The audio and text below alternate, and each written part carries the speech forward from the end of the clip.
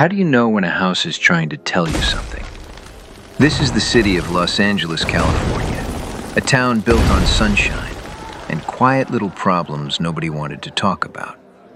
Out here, people worry about traffic, mortgages, insurance premiums, and whether the Dodgers can make it back to October. But every once in a while, a house starts talking. Not with words, with clues.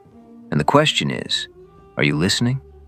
Because foundations don't usually fail all at once. They send warnings first. The first sign is cracks. Not every crack is trouble. Concrete cracks, that's normal.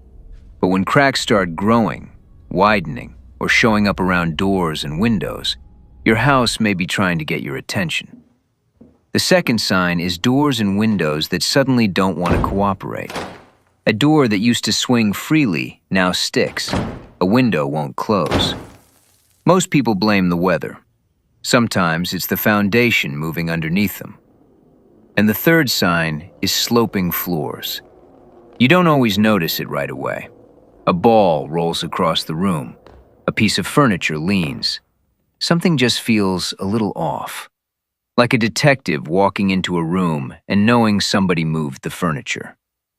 Those are the kinds of clues we look for every day.